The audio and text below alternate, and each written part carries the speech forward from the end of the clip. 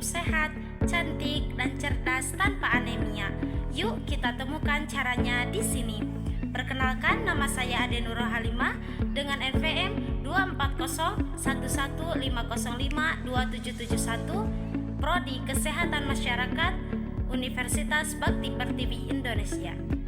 Nah, yang pertama kita harus tahu dulu apa sih itu anemia. Anemia adalah suatu kondisi tubuh dengan kadar hemoglobin dalam darah lebih rendah dari normal. Hemoglobin adalah komponen dalam sel darah merah yang berfungsi untuk mengikat oksigen dan menghantarkannya ke seluruh sel jaringan tubuh. Kemudian, berapakah Hb yang normal itu? Remaja putri dan wanita usia subur dikatakan anemia bila kadar Hb darah menunjukkan nilai kurang dari 12 gram per desiliter. Dari tabel tersebut, kamu termasuk di kelompok perempuan tidak hamil usia lebih dari sama dengan 15 tahun dengan kadar Hb yang normal, yaitu 12 gram per desiliter. Nah, berapa kadar Hb-mu? Apakah kamu anemia? Selanjutnya, apa sih tanda dan gejala anemia itu? Yang pertama adalah 5L. Kemudian, sakit kepala dan pusing, mata berkunang-kunang, mudah ngantuk, cepat capek, sulit konsentrasi, dan pucat. Apakah kamu dan teman sekitarmu ada yang mempunyai gejala seperti itu? Kalau iya, berarti kamu dan temanmu mengalami anemia. Membahas tentang penyebab anemia. Nah, apa aja sih? Yang pertama, karena kekurangan zat gizi besi. Tahukah kamu kalau kekurangan zat gizi besi merupakan penyebab anemia terbanyak, yaitu sekitar 75% dari seluruh kasus anemia. Yang kedua, anemia karena perdarahan. Misalnya, perdarahan karena kecacingan, perdarahan luka yang mengakibatkan kadar Hb menurun, kemudian perdarahan karena menstruasi berlebihan. Dan yang terakhir, anemia karena proses hemolitik, yaitu anemia yang disebabkan sel darah merah yang mati lebih cepat dari seharusnya. Lalu, mengapa remaja putri lebih berisiko anemia? Pertama, remaja putri yang memasuki masa pubertas mengalami pertumbuhan pesat sehingga kebutuhan zat besi juga meningkat untuk mendukung pertumbuhannya. Kedua, remaja putri pada masa pubertas sangat berisiko mengalami anemia, defisiensi besi karena banyaknya zat besi yang hilang selama menstruasi. Ketiga, remaja putri mengalami menstruasi sehingga kehilangan darah setiap bulan dan membutuhkan zat besi 2 kali lipat. Terlebih lagi jika mengalami gangguan menstruasi yang lebih panjang dari biasanya. Dan kemudian yang terakhir, remaja putri seringkali melakukan diet yang keliru untuk menurunkan berat badan. Misalnya, mengurangi asupan protein hewani yang sebenarnya sangat dibutuhkan untuk pembentukan Hb. Bagaimana dengan dampak anemia? Ternyata anemia bisa menurunkan daya tahan tubuh sehingga mudah terkena penyakit infeksi, menurunkan kebugaran dan ketangkasan berpikir karena kurangnya oksigen ke sel otot dan sel otak, serta menurunkan prestasi belajar dan produktivitas kerja. Selain itu, dampak lain dari anemia akan dirasakan saat remaja putri nantinya menjadi calon ibu.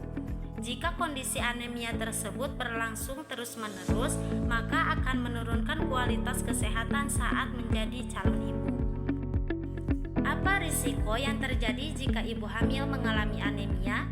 Pertama, dapat memperberat kondisi ibu jika terjadi perdarahan, dan hal ini juga mengancam keselamatan pada bayi. Kedua, pertumbuhan janin dapat terhambat menyebabkan kelahiran prematur, bayi berat lahir rendah atau BBLR, dan stunting. Ketiga, bayi lahir dengan cadangan zat besi atau Fe yang rendah sehingga berlanjut menderita anemia pada usia bayi dan usia dini yang dapat meningkatkan risiko kesakitan dan kematian neonatal serta kematian bayi. Jadi, bagaimana cara mencegah dan menanggulangi anemia itu? Nah, bisa memakan makanan yang mengandung zat besi, baik dari bahan hewani maupun nabati. Banyak makan makanan sumber vitamin C yang bermanfaat untuk meningkatkan penyerapan zat besi. Minum tablet tambah darah khususnya saat mengalami haid sesuai anjuran petugas kesehatan. Menerapkan perilaku makan yang benar. Bila merasakan adanya tanda dan gejala anemia, segera konsultasi ke dokter atau tenaga kesehatan untuk mencari penyebabnya dan mendapatkan pengobatan yang tepat. Apa saja makanan yang kaya akan zat besi? Makan yang mengandung zat besi dari bahan hewani yaitu daging, ikan, ayam, hati, dan telur. Kemudian dari bahan nabati yaitu sayuran yang berwarna hijau tua, kacang-kacangan, dan makanan olahan dari kedelai misalnya tahu dan tempe. Apa saja yang mempengaruhi penyerapan zat besi? Makanan sumber vitamin C bermanfaat untuk meningkatkan penyerapan zat besi, misalnya jambu, jeruk, nanas, dan lain sebagainya. Sebaliknya, penyerapan zat besi dapat dihambat oleh zat lain seperti tanin dalam teh dan kopi, serta kalsium dan susu. Tahukah kamu tentang tablet tambah darah? Tablet tambah darah adalah tablet yang dikonsumsi untuk membantu menambah sel-sel darah merah.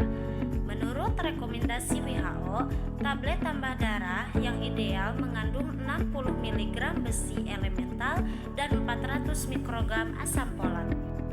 Lalu, bagaimana cara minum tablet tambah darah dengan benar? Minum dengan air putih dan jus buah, tidak boleh diminum bersama kopi, teh, atau susu. Apabila ingin mengonsumsi makanan atau minuman yang dapat menghambat penyerapan zat besi, sebaiknya dilakukan 2 jam sebelum atau sesudah mengonsumsi tablet tambah darah. Sebaiknya tablet tambah darah diminum 1-2 jam setelah makan pada saat perut tidak terlalu penuh dan tidak kosong. Mengonsumsi tablet tambah darah terus-menerus apa tidak bahaya? Mengonsumsi zat besi sesuai anjuran tidak akan menyebabkan keracunan karena tubuh mempunyai mekanisme autoregulasi zat besi. Nah, tunggu apa lagi? Yuk cegah anemia masa remaja dengan dukungan guru, keluarga, dan tenaga kesehatan. Pasti kita bisa menjadi remaja yang sehat, cantik, cerdas, dan tanpa anemia.